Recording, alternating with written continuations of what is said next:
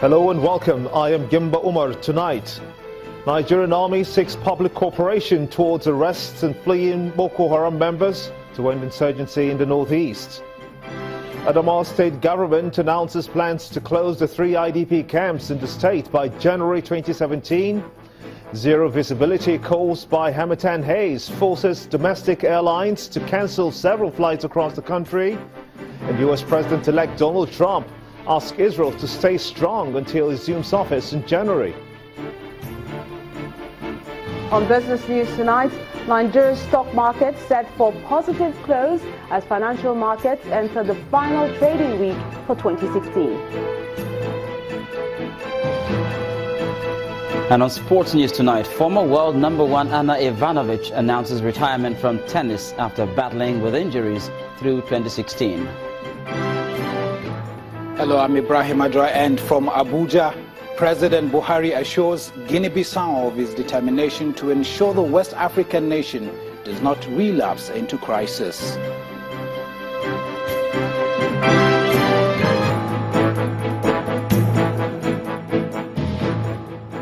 We begin tonight from Nigeria's northeast, where the army is seeking the cooperation of the public to end the insurgency in the country. The theatre commander, Operation Lafia II, Major General Lekki-Epe, told journalists today in Maiduguri, the Borno state capital, that the successes recorded in the fight against terror can be sustained if the fleeing members of the group are exposed. In continuation with the weekly live update of our activities in Operation Lafia II.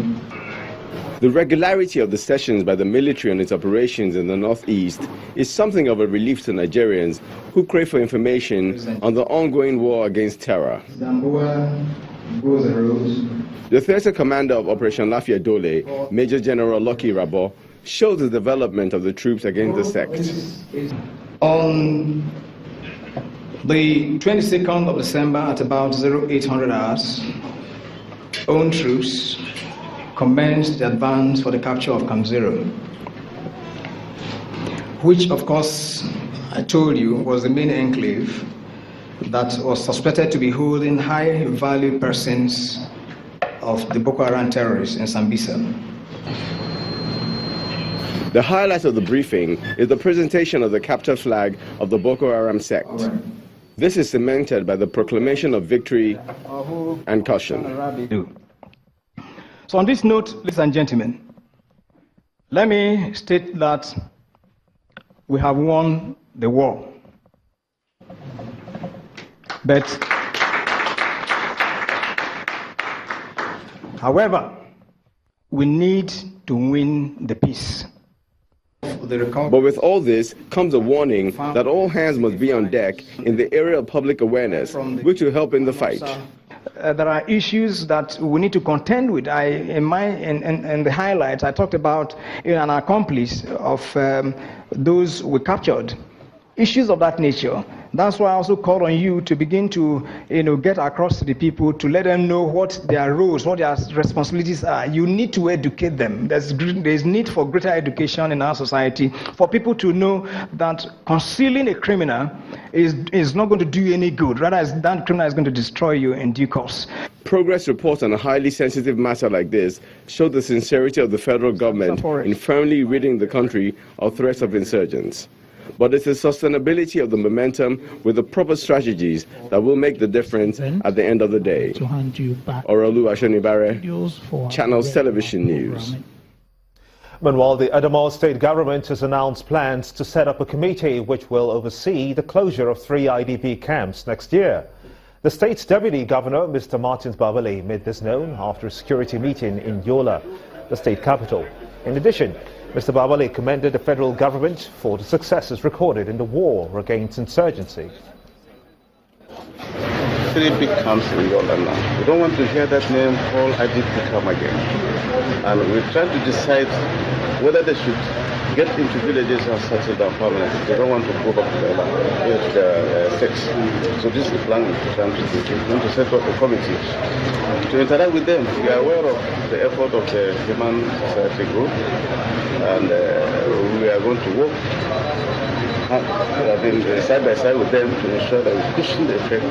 We don't want to see them still on campus. That doesn't speak good of the state. Still in the northeast region, the government of Borno State has assured parents of the remaining missing Chibok girls that all is being done to ensure their safe return. Governor Kashim Shettima said this while visiting Chibok community to receive 21 of the released girls who were returning to their home for the first time in 2 years. The rescued girls were brought to Chibok to spend the Christmas holidays for the first time since their abduction. Their return has brought excitement and hope to people of the community, even though only very close family members were allowed access to the girls. Even journalists were barred from filming the girls, who were guarded by heavily armed security operatives. We met Kialu Ibrahim, grandmother to one of the rescued girls, who says she's excited about her granddaughter's return, although she barely caught a glimpse of her. Families whose daughters are yet to return have mixed feelings, even as those rescued are being celebrated. Some are still having the expectation that these girls will come back as their counterparts. They are not happy because theirs is not there, and you don't know whether the girl is alive or not, her state of whether she is okay or not. So we are still in state of despair. Many families in Chibok either lost a child or relative during the April 2014 abduction of the girls. This has made nearly 800 locals volunteer vigilantes, which is paid off in some way in securing the community. After the kidnap of the girls, more people came to join us. In the past, we were not more than 50. We have engaged Boko Haram in battles and arrested some, and we submit the arms we recover to the army. The state government is already rebuilding damaged infrastructure in a community that has now become very popular. Governor Kashim Shettima has also demanded an explanation for the delay in the Safe School Initiative project. They have released 500 million naira. I have not seen what's the deed in government secondary school Chibok. We shall go to the federal government and the Safe School Initiative and the Federal Ministry of Finance and demand what's the deed with the money. People should stop buying and selling with the name of Chibok. This year's Christmas saw a full house in the Chibok community as the people remain united, even in their grief over the girls who are yet to return. Zero visibility as a result of the Harmattan haze has forced domestic airlines to cancel several flights across the country. The situation has caused most passengers several hours of waiting at airports. In the meantime, operators say that safety is the watchword, while calling on the government to provide adequate infrastructure to help improve the situation. Our aviation correspondent, Bukola Joe Ketumbi, reports. This is what the airside of the Lagos airport looks like. While a few airlines are departing under the haze, a large number of flights have been cancelled. A case of when the elements say no, man and machine must obey. Within the terminal, it's not a palatable story, as many have been waiting for days and some others for countless hours. I booked my ticket for 25th, and there was a text message on my phone that has been postponed to 26th.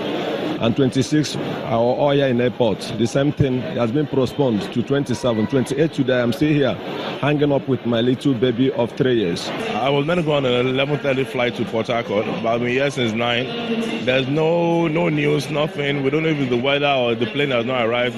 It's so sad. We've just been here. We have businesses to catch up with. We can't do anything. While passengers complain, an airline operator believes safety is key.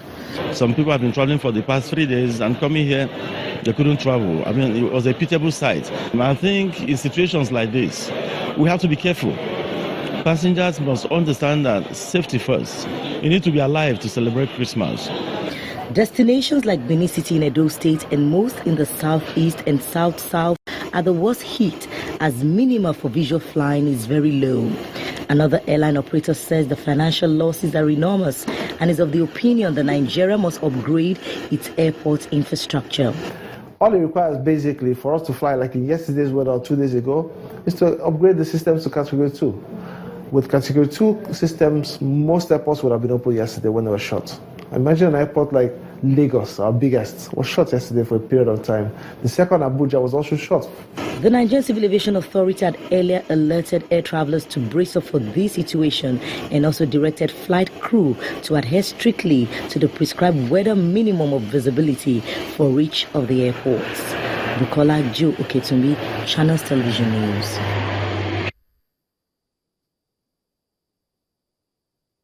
Public office holders who served the Ogun State government between 2007 and 2015 have been given their severance allowance.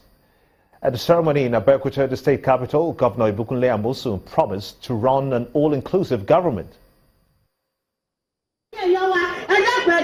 Ogun State, southwest Nigeria, has been on a mission to rebuild its own ruins and return to its pride of place. Perhaps this in part informs this gathering of past political office holders convened by the state's Governor Ibukunle Amosun. Thank you very much, As a form of reward, the meeting is to hand out severance allowance to those who had served the state in different capacities.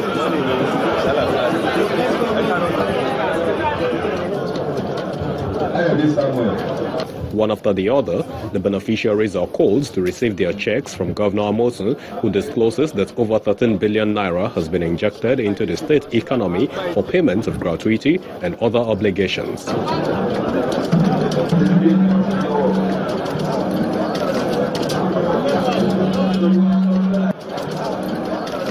We will continue to formulate policies and implement programs that will continue to place our dear state on the path of further development that will promote the well-being of our people. By doing this, they will not only be empowered for their personal development, but also to contribute positively to the development of our state. Some of the beneficiaries commend the governor for his magnanimity. I feel very, very happy, elated, and most of all very grateful to His Excellency for this kind gesture. Don't forget that when you have a severance allowance, it's about paying for government decides that in the constitution there are certain allowances that are due for all the people that were appointed, that left their businesses, that left whatever they are doing to come and serve the state. That is what is in the constitution. So I'm happy. In all, 663 former political office holders who had served the state in various capacities benefited from this gesture from the state government. The Lagos state government has opened some portions of the Lekki-Epe Expressway which were closed for reconstruction. Roundabouts along the Lekki-Epe Expressway have been a menace to motorists owing to their large sizes. The removal of the roundabouts was part of the junction work and traffic system management designed by the present administration. Lined up for reconstruction is the 4th roundabout by Legushi, the 5th roundabout by Jakande Estate and the 8th roundabout by Victoria Garden City. The completed parts of the project have already been opened to motorists. As planned, the affected roundabouts would be replaced with traffic lights, with the expansion of the roads and provision of dedicated turning lanes as well as additional laybys. Because in traffic engineering, once your traffic gets between 5 to 10,000 vehicles per day, then the roundabout becomes inefficient. So hence we have this perennial congestion. Part of the solution here is to take away the roundabout, and in doing that we're going to signalize the junction. This is the solution that has been adopted all over the world. And not only that, we're also providing pedestrian walkway. Meanwhile, as the traffic situation lingers, the Acting Commissioner for Transport is seen here helping to decongest the gridlock. The post that we handle the signal light is there already. So by first week of January, let's say second week of January, we have everything in place. So there will be no need for manual alternation anymore. So the signal light will alternate it automatically.